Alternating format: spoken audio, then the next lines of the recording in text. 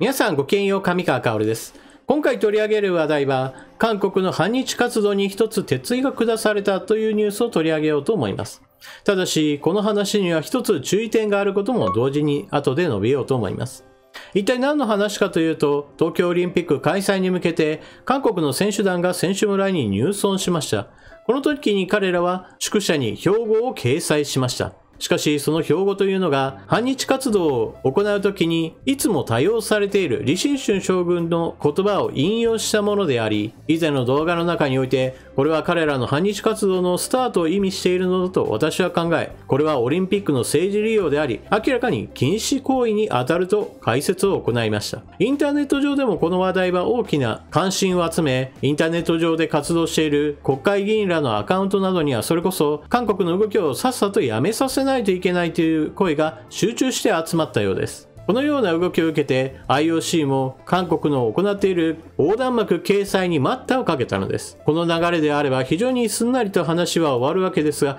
残念ながらそうではなかったというのが今回のお話です。一体どのようなことが起こっていたのかニュースを見ていきましょう。大韓体育会、李承信応援、横断幕を撤去、日本の旭日旗も禁止。大韓体育会が東京オリンピック選手村に設置した李承信将軍の横断幕を撤去する国際オリンピック委員会 IOC の圧力があった。大韓体育会は東京オリンピックに臨む覚悟を込めた横断幕を準備し、14日に選手村内の大韓民国選手団の宿舎に掲出した。この横断幕には、文禄慶長の役当時の将軍の言葉、秦にはまだ12隻の船があり、私はまだ死んでいないにちなんで、秦にはまだ5000万の国民の応援と支持が残っていますと書かれている。しかし、日本メディアがこの横断幕に政治的な意図があると疑った。極右勢力が加勢し、日本帝国主義戦犯機の象徴である旭日旗を出して抗議する事態に広がった。大韓体育会は17日、報道資料を通じて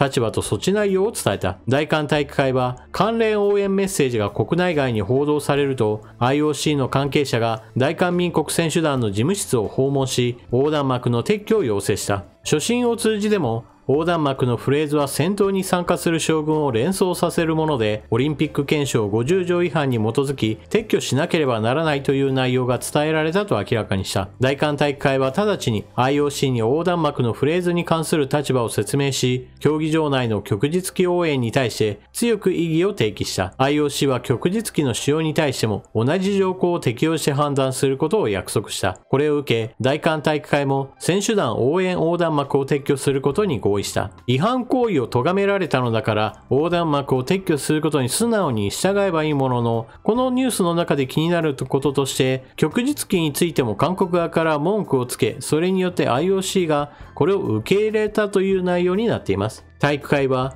今後も韓国の選手団がオリンピックに参加する上でいかなる不利益や被害を受けないようあらゆる支援を惜しまないと明らかにした。旭日旗の件について IOC が本当に承諾したのか、そのあたりのことが日本側の報道ではどう伝えられているか探ってみました。この問題をいち早く報じたトースポの記事です。韓国選手村の横断幕を大韓体育会が撤去、旭日旗使用禁止を交換条件に IOC 要請受ける。記事の一部を引用します。オリンピックで禁止されている政治的メッセージに当たるとして IOC から撤去要請が行われた。これを受けて大韓体育会は李承信将軍の横断幕を撤去することで合意したと問題の横断幕の撤去を決定。しかし韓国側は単に撤去要請を受け入れたわけではなく、体育会は垂れ幕フレーズと関連して競技場内の旭日旗の使用にも強く異議を唱えた。すべてのオリンピックスタジアムで旭日旗を使用することもオリンピック憲章50条を適用して判断することを約束するよう求めたと兼ねて問題視している旭日旗使用の禁止を交換条件として横断幕撤去を受け入れたとしている。 IOC から問題を指摘された韓国では、この横断幕には政治的な意図はありませんよと一応は弁明はしたようです。しかし反日活動を行う際に多用されている将軍の言葉をもじったものですから、彼ら自身としてもこの言葉に一切政治的な意図がないとは思ってはいなかったでしょ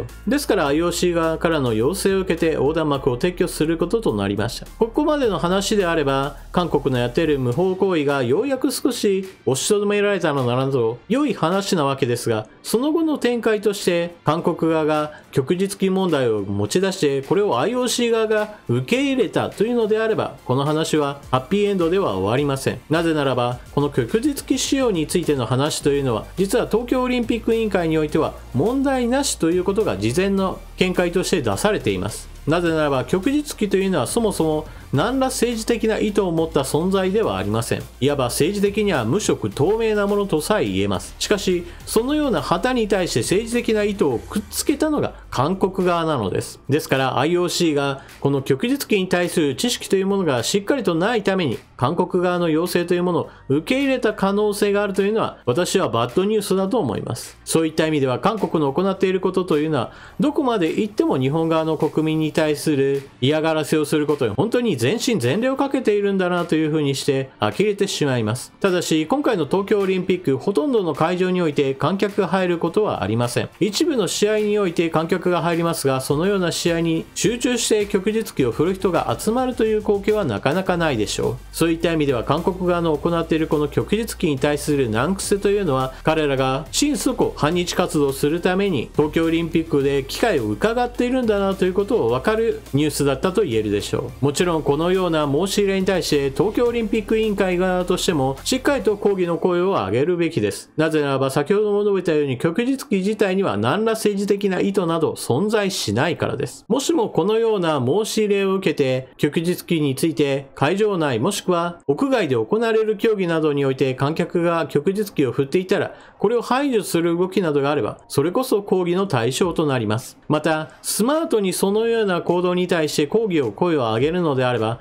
例えば朝日新聞の社記などを多用するのも一つの手でしょう。なぜならば、朝日新聞の社記というのは非常に旭日旗とそのデザインが似ています。ところが韓国において朝日新聞の社記は全く問題視されません。なぜならば、朝日新聞というのは彼らにとっても非常に都合のいい報道機関として有名だからです。韓国側が問題視している慰安婦問題であったり、強制労働問題であったり、これらについて朝日新聞は積極的に嘘、出まかし、捏造記事などを挙げ、これが韓国にとっては非常に高く評価されています。そのようなこともあって、朝日新聞の社記というものが敵対視はされていないのです。何にしてもオリンピックというのはそもそもこうした政治的な話題と切り離された部分でスポーツ競技としての大会として開催されなければなりません。韓国側がこうして積極的に政治的な話題を突っ込んでくることは本当に不快でなりません。今回横断幕掲示の撤去をめぐっては、日本側からもかなり積極的にやめさせるようにと IOC に働きかけがあったようですが、おそらく韓国側としてはオリンピックの政治利用というのをこれでやめるはずがありません。今後も何かしらきっかけを見つけては反日活動を展開すると思います。日本のオリンピック関係者、そして国会議員らは積極的にそのようなことがあった際に IOC に丁寧に説明を行い、韓国側の行っていることがどれだけ無法行為であるかといったことを理解してもらい、彼らに対する違反行為の取り締まりを徹底させてもらいたいと思います。あなたはこのニュースを聞いてどのようなことを考えたでしょうか。ぜひともコメントしていってください。